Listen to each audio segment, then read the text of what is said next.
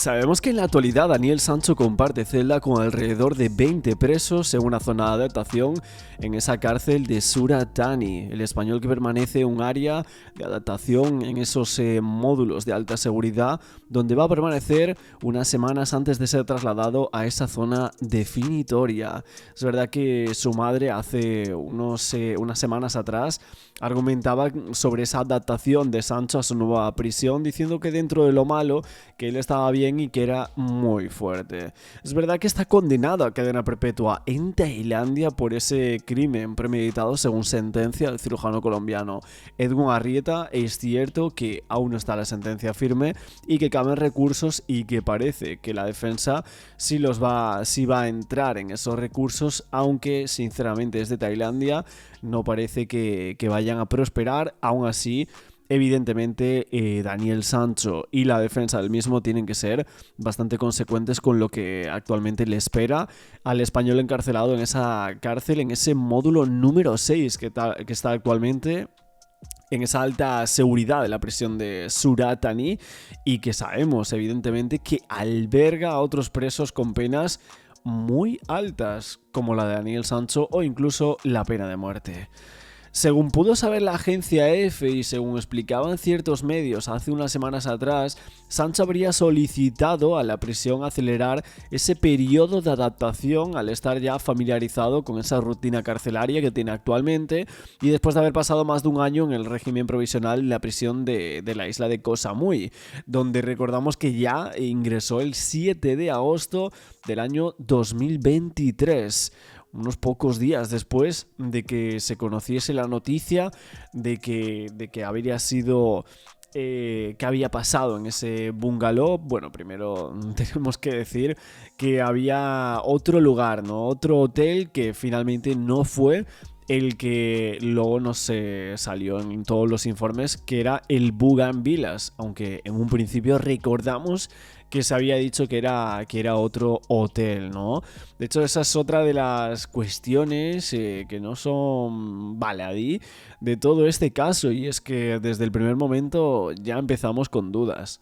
Que si las noticias del tema del dinero, que algunos las dan por ciertas y no ha salido nada que acredite nada de dinero. Por lo tanto, es bastante llamativo cómo tratan de plantear un móvil o un motivo de los hechos que sea económico, y en realidad faltan muchas cosas por determinar, faltan muchos datos o aportaciones reales de que ese pueda ser uno de los motivos que llevaron a Daniel Sancho a acabar con la vida de Edwin Arrieta. Falta también saber qué pasó ahí realmente con ese primer bungalow o cabaña, ¿no? Que es la primera que aparecía, incluso salían fotos de dentro y la policía tailandesa parece que lo daba por cierto, que todo había ocurrido en ese escenario, en ese bungalow B6, ¿no? Si no me equivoco. Y que en esa cabaña pues había pasado todo, ¿no? Una cabaña que estaba justo al lado de esa playa de Hat Salat, donde después Daniel Sancho parece que compra o alquila ese kayak. Después hay muchas cosas que evidentemente nos preguntamos. ¿Qué pasó con esos artilugios que supuestamente iba a comprar Edwin Arrieta? ¿Dónde los iba a comprar? ¿Era en esa isla? En esa isla parece que no hay nada. Entonces, ¿qué hizo Edwin Arrieta todo el día anterior a llegar a la isla en Bangkok? ¿Dónde están esos $80,000? Algo que también se pregunta la familia de Edwin, y es que es totalmente normal. Están pidiendo mucho dinero a Daniel Sancho como esa compensación económica, y es que cabe recalcar que entre el dinero que se dijo que llevaba y que parece ser que la familia como su hermana sabían que llevaba en un momento para comprar ciertos artilugios médicos, pues finalmente vemos que en la sentencia se da un precio o se da un dinero, se pone un dinero a pagar, en este caso de $119,000, que realmente es prácticamente el mismo dinero que parece que llevaba el señor Arrieta a esa isla de Koh Phangan, según lo que se había dicho en aquel momento. ¿Dónde están las maletas? También es otro de los puntos que muchos quisiéramos saber y que evidentemente aún nos quedan por dilucidar de todo este extraño caso que ocurre en el sudeste asiático. Ahora mismo es verdad que Sancho está en una zona de alta seguridad, que hay posibilidad de practicar deporte, de realizar algunas actividades según lo que se detalla en la agencia EFE y otros medios, pero es cierto que en la área de adaptación no tendríamos este tipo de cosas, ¿no?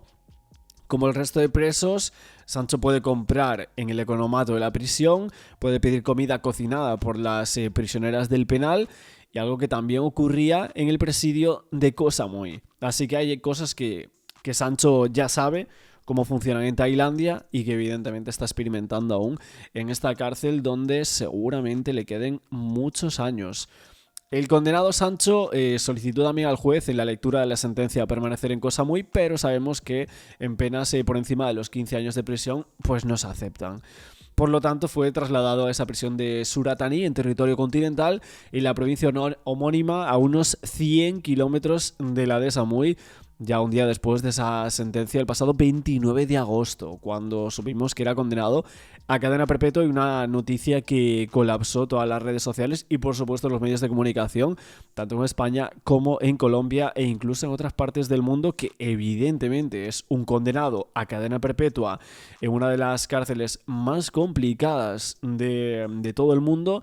Pues es una noticia, más allá de que sea Daniel Sancho o no, bastante importante.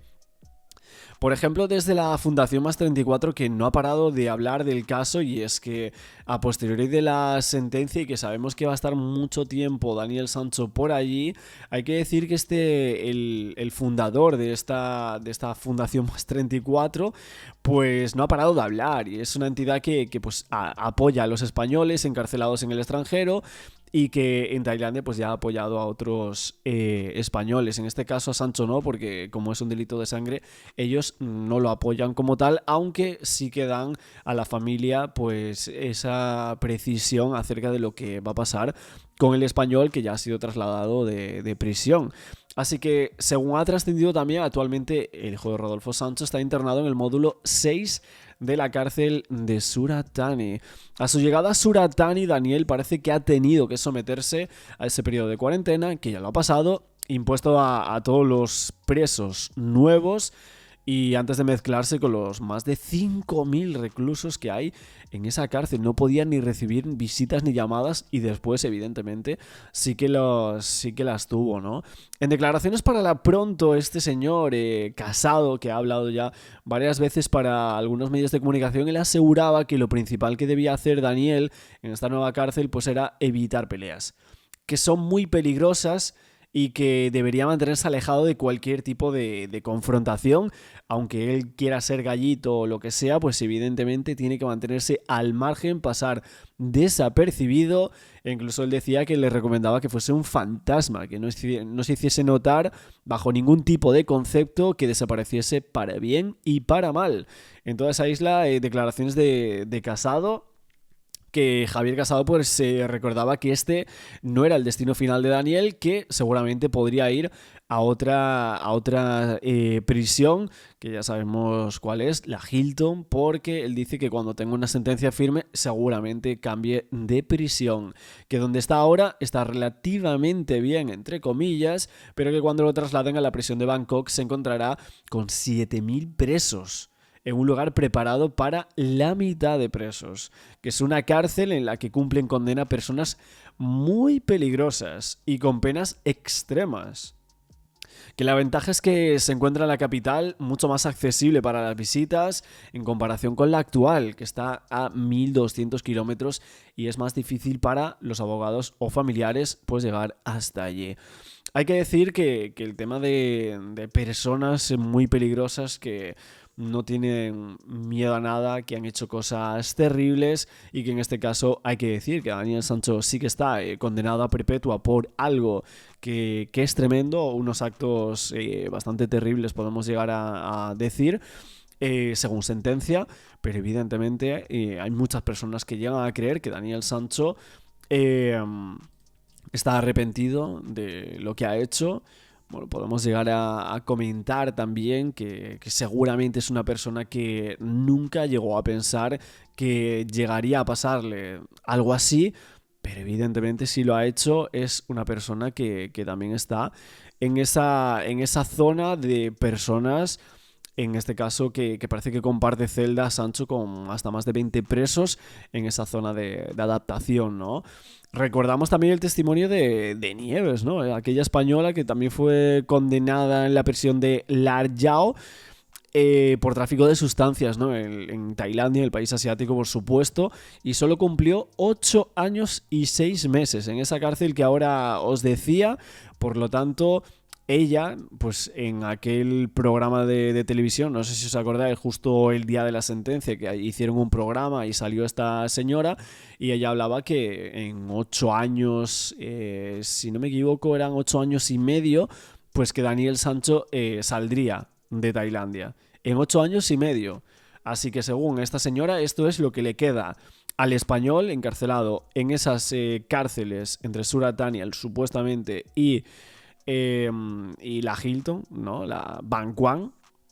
Pues básicamente es lo que decía, que él haya hecho el delito que haya hecho, en Tailandia le reconocen lo que le hayan dado. Pero esa sentencia de cadena perpetua luego se reduce a 50 años cuando te dan una amnistía. Y así sucesivamente. Con otra amnistía le vuelven a reducir. Y con 8 años ya puede ir a España. O España ya puede hacer el tratado para traerle. Se explicaba Nieves en ese programa que se había emitido en Telecinco sobre el caso de Sancho y la sentencia.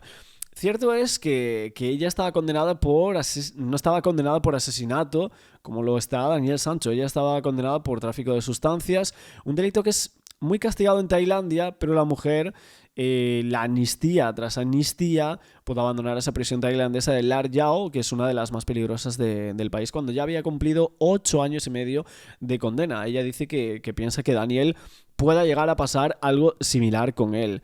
La embajada le dijo que le mandarían a uno de los 5 mejores abogados de Bangkok, pero realmente no hizo nada. Un señor que se puso la toga y que no movió la boca en todo el juicio, y que ella pues ni sabía tailandés ni tenía ni idea de lo que estaba pasando. Y cuando volvió de las cortes, las compañeras de allí estaban en la misma situación, no tenían abogado, habían recibido la misma sentencia.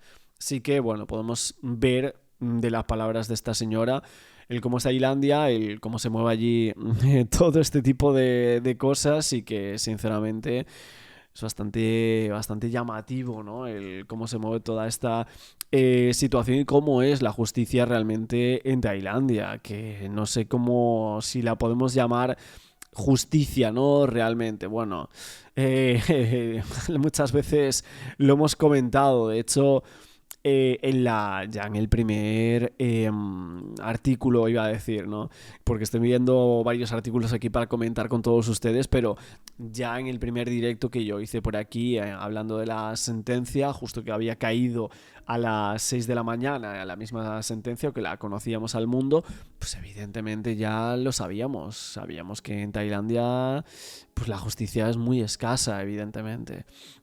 Pero bueno, es cierto que Rodolfo Sancho ha hablado y comentaremos que esta semana, la semana que viene, os voy a dar todo el día y todos los datos, etcétera.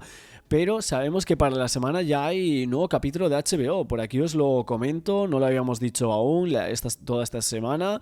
No lo habíamos hablado. Ayer hablé un poquito de Nilsson y tal, esas declaraciones que ha dado para el medio Lecturas. Y os puedo comentar que esta semana va a haber un capítulo trepidante, un capítulo muy bueno de lo que sería el caso Sancho, que es evidentemente el documental de HBO Max. Lo vais a poder ver en Max. Para todo el mundo, evidentemente. Nosotros, que la mayoría que somos de España, que seguimos este caso, pues esta semana, creo que era el viernes, luego en directo os lo confirmo, va a haber nuevo episodio de esta serie documental con Rodolfo Sancho, evidentemente, y que parece que se van a centrar en una de las partes que la defensa ha incidido más. Así que ojo, porque Max va a hablar un poco de toda esa parte en la producción que se viene este viernes. Ojo, me parece súper interesante. Vamos a recordar algunas cosas de lo que había dicho Rodolfo Sancho, porque él contaba en su entrevista que que su hijo Daniel Sancho pues que estaba muy alterado, que estaba roto emocionalmente y que le había dicho lo siento, llorando, que le había expuesto ha ocurrido esto, ha pasado esto y enseguida Rodolfo, o sea, su padre evidentemente, dice que le comentó que estuviera tranquilo, que respirara tranquilo y que le contara realmente qué es lo que había pasado, ¿no? Es cierto que el actor ha vivido este proceso con una intensidad emocional tremenda y que explica pues algo más en profundidad en este documental, concretamente que la situación de Daniel pues le ha afectado profundamente a todos los niveles. Emocionalmente ha sido durísimo, ¿no? Para Rodolfo Sancho, que evidentemente se centra mucho en él porque es la persona por la cual el caso Sancho es tan famoso, tan enigmático, tan polémico también. Y es que hay que decir que las palabras exactas también fueron: si os veis en una situación así, ¿qué hacéis? ¿Qué haríais vosotros? ¿No? Sería como la pregunta, ¿no?, que se hacía Rodolfo Sancho y que le hacía también a la audiencia que supuestamente le iba a escuchar después. Y es que además de, según él, ser padre, pues que le había dado la perspectiva para enfrentar toda esta situación de manera distinta. Exponía: los que somos padres sabemos la diferencia entre ser padre y no serlo. Bueno, eran algunas de las frases que comentaba, como es muy fácil criticar si no lo eres.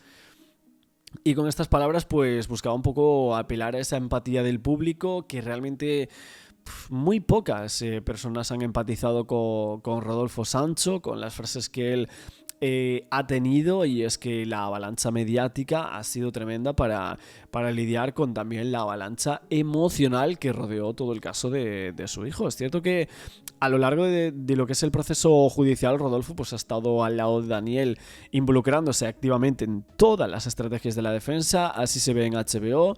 Según cuenta, también adoptó un mecanismo, ¿no?, que él decía que le permitía mantenerse como muy fuerte psicológicamente, ocupando ese papel como muy activo en lugar de pasivo en la defensa de su hijo, y que esa actitud le ayudó a sobrellevar esa tensión emocional que conllevaba el caso. Aparte que él parece que siempre ha creído en la versión de su hijo Daniel Sancho. O sea, él no dudó en asistir a cada una de las sesiones del juicio, entendió al detalle cada paso que se iba a dar, según él, y también, según su testimonio, llegar a Tailandia sin estar completamente informado sobre el proceso judicial, que le hubiera generado un terror muchísimo más mayor del que ya tenía. Por eso consiguió tener como ese pensamiento muy proactivo, alejarse un poco de los medios de comunicación y tan solo contarlo en lo que sería esa parte de de esa entrevista de HBO, ¿no?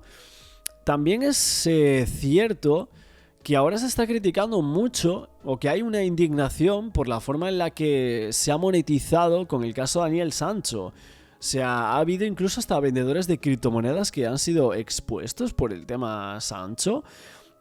Se habla evidentemente de los medios de comunicación, de los medios escritos, de las televisiones, de los youtubers.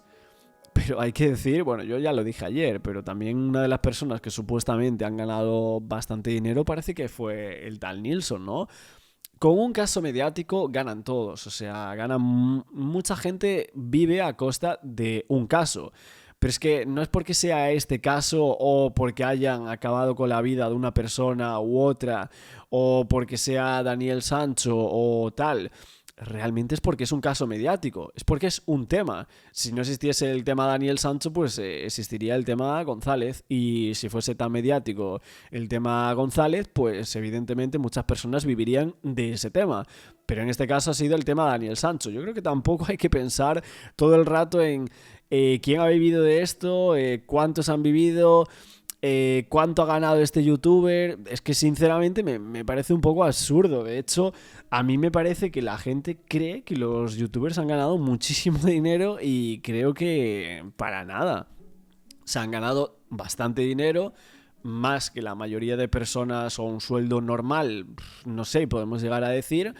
Pero a mí me parece que, por ejemplo, las cantidades que decían que se manejaban con el tema Nilsson, me parece que ya es muchísimo dinero. Me refiero entre todo, ¿no? Si contamos, yo qué sé, lo que parece, o supuestamente la defensa dijo que le habían dado 10.000 euros, o $10.000, no lo recuerdo. Luego si otros medios de comunicación le han pagado y tal, pues evidentemente en tele, en esos programas, por una exclusiva se cobra muchísimo más que aquí en YouTube. O sea, aquí en YouTube para cobrar, o sea, una exclusiva de tele, yo os puedo decir que a lo mejor son muchos meses haciendo contenido en YouTube. Lo que pasa es que el caso ha durado mucho y puede ser que algunos youtubers sí hayan monetizado muchísimo más que un tema normal.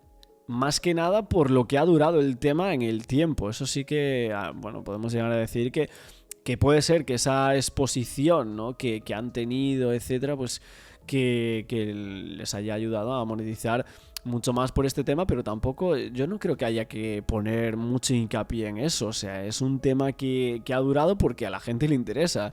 Si a la gente no le interesara, pues no lo verían y los youtubers hablarían de otra cosa. O sea, a mí ahí de verdad que sí que no entiendo cuál es la crítica. O sea, ¿cuál es la crítica real de eso?